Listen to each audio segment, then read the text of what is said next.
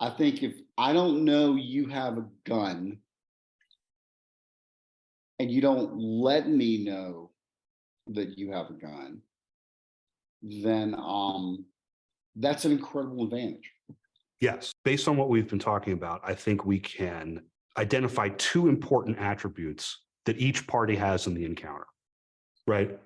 A degree of certainty and a degree of cognitive load. If someone has high certainty and low cognitive load, they can act very decisively and quickly.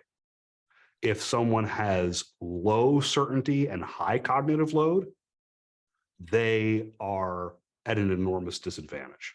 100%. A variable that we can practice and be in control of far more easily than any of the verbal agility and cognitive load issues is concealment. That is a gimme. That is as easy as getting fast on a shot timer. Yeah. And that is an element of certainty that you can withhold from the opposition. Right? 100% agree. And the ability to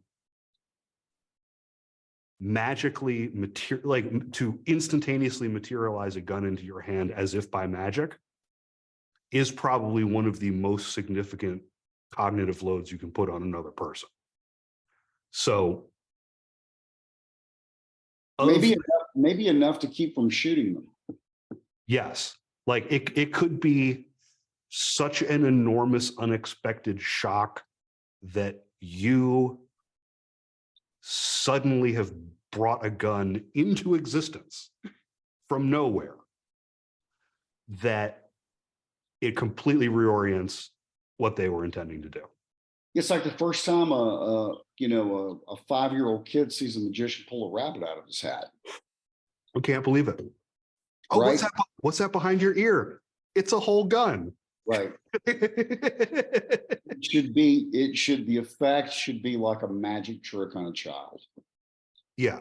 Now, obviously, as we've talked about, the ability to do that depends on you not being so cognitively loaded that your limbs are out of your control or that you're all thumbs.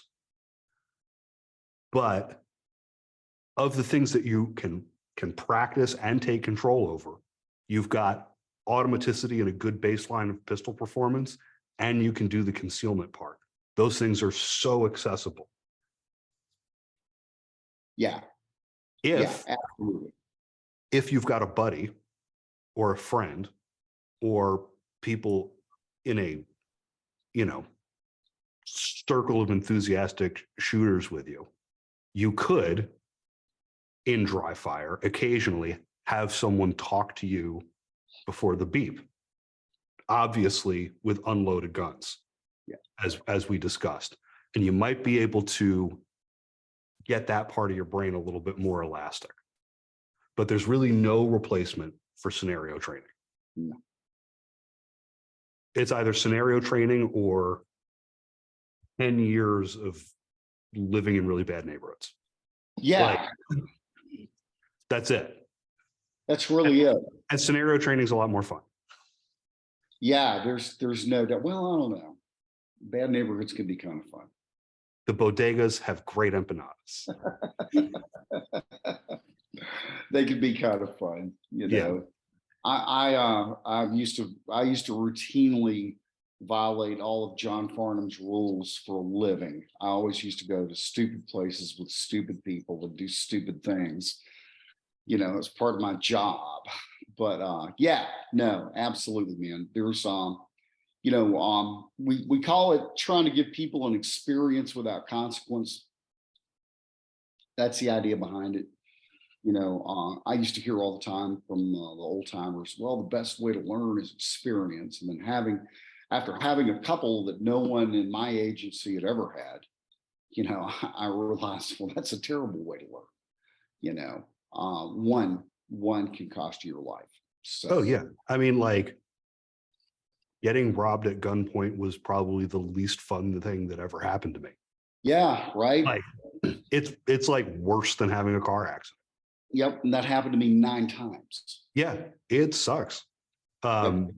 I wouldn't say, hey, you should go get better at self-defense by getting fucking robbed. Yeah. I wouldn't Like, recommend that's not great advice. I wouldn't recommend people replicate my, my my training pedigree. Yeah. No, don't go do that. You make your bones stronger by falling down the stairs all the time. Yeah, right. Right. Exactly. Exactly. Well, I want to thank you for Yeah, man. coming on. I know your time is very valuable and it is an evening on a weeknight. So thank you so much for coming on and talking about this one.